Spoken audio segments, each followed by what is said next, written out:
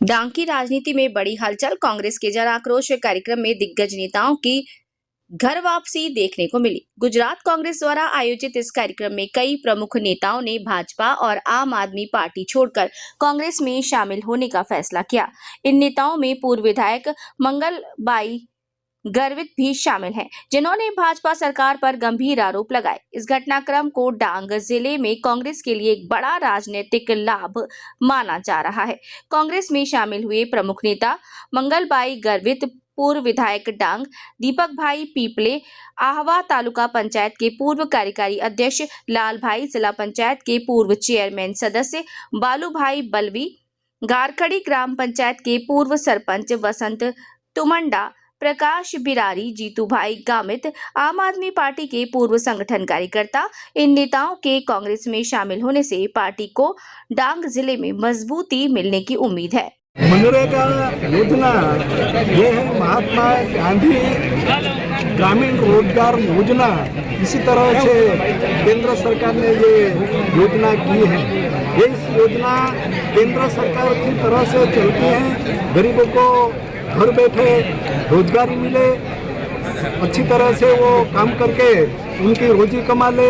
इस तरह से ये योजना कांग्रेस की यूपीए सरकार में से तो योजना तैयार हुई थी, उनका लाभ डांग से शुरू हुआ था।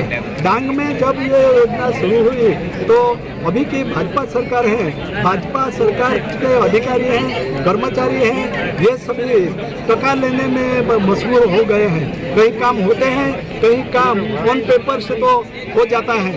ये बच्चू खाबड़ हैं, उनके जो लड़के हैं, उन्होंने कई गांव में कई काम तो किए ही नहीं और सीधे सीधे पैसे उठा लिया, जिनके वजह से उनको जेल भी जाना पड़ा। इसी तरह से मेरा सवाल ये है कि जो बच्चू खाबड़ के जो लड़का जो भ्रष्टाचार करते हैं, जेल में जाते हैं, तो हमारे यहाँ जो एमएलए है, एमएलए का भाई जितना भ्रष्टाचार करते हैं सभी को मालूम है। केंद्र की सरकार यहाँ आके जांच करके गई है, फिर भी उनको उन पे एक्शन नहीं लिया जाता। ये ठीक नहीं है। उनके एक्शन लेना चाहिए, उनकी बदली होनी चाहिए। अगर जो बदली ना हो सके तो छुट्टा कराना चाहिए। जनता पार्टीना ત્રસ્ત શાસનથી એની ગરીબ આદિવાસી વિરોધી નીતિઓને કારણે મંગળભાઈ ગાવિત જેવા પૂર્વ ધારાસભ્યશ્રીઓ ભારતીય જનતા પાર્ટી છોડીને પાછા કોંગ્રેસ પક્ષમાં આવ્યા છે। એ તમામ હકીકતો, તમામ લોકોની જે ફરિયાદો છે કે આદિવાસી વિસ્તારમાં ચારે તરફ ભ્રષ્ટાચાર ચાલે છે, મોટા પ્રમાણમાં સરકારી કચેરીઓમાં કમિશન જે લેવાય છે, ખાસ કરીને મનરેગા યોજનામાં 10% કમિશન એડવાન્સમાં માગવામાં આવે છે અને એ પણ ધારાસભ્યના નજીકના સગાઓ દ્વારા માગવામાં આવે છે। નલ સે જલ યોજનામાં મોટું કમિશન લેવાય છે।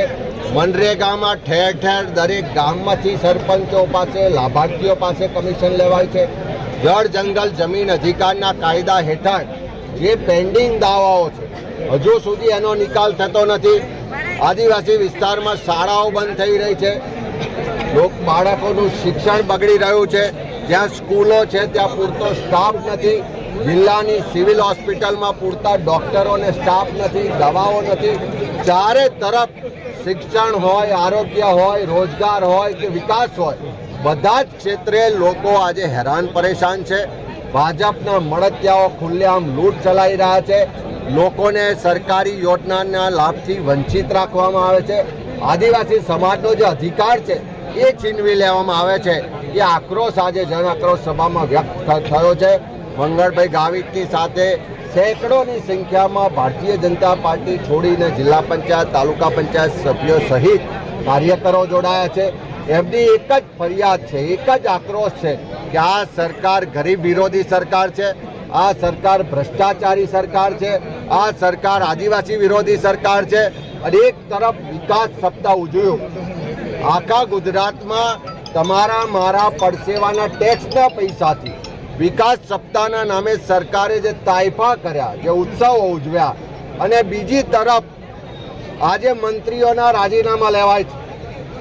આવતીકાલે નવા મંત્રીઓ બનશે તો 50% કરતાં વધારે જે ચાલુ મંત્રીઓ છે એને ઘર ભેગા થવાનો વારો આવવાનો છે।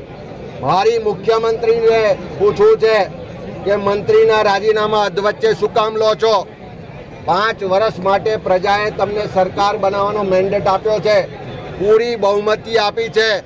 તમારે 2.5 વર્ષે મંત્રીઓના રાજીનામા લેવા પડે છે. એનો મતલબ છે કે તમારા મંત્રીઓ ભ્રષ્ટાચારી છે. તમારી સરકાર લોકોની અપેક્ષાઓ સંતોષવામાં, સરકારી યોજનાઓ લોકો સુધી પહોંચાડવામાં, તમારા વહીવટમાં સદંતર નિષ્ફળ ગઈ છે. આખી સરકાર ખાડે ગઈ છે અને એના કારણે તમારા મંત્રીઓના રાજીનામા લેવા પડે છે. કાલે એક મંત્રી કે જેનો ફરી મંત્રીમંડળમાં સમાવેશ ના કરવામાં આવે એનું કારણ સરકાર જણાવે કે કેમ કાઢી મૂક્યા, કેમ અધવચ્ચે રાજીનામા લીધા, કેમ ઘર ભેગા કર્યા, એવો તો શું ગેરવહીવટ કર્યો હતો, એવો તો શું ભ્રષ્ટાચાર કર્યો હતો. બચુભાઈ ખાબડ જેવા મંત્રીના ભ્રષ્ટાચારના દાખલા તો પબ્લિક સામે છે. કેટલાક બીજા મંત્રીઓ છે જે પડતા મુકાવાના છે એ પણ નક્કી છે. તો એમના ભ્રષ્ટાચાર, એમના ગેરવહીવટ અને એમને કેમ ઘર ભેગા કરો છો, એમને કેમ અધવચ્ચેથી કાઢી મૂકો છો, એનો પુરાવો કે એનો જવાબ પણ સરકારમાં બેઠેલા મુખ્યમંત્રી આપે.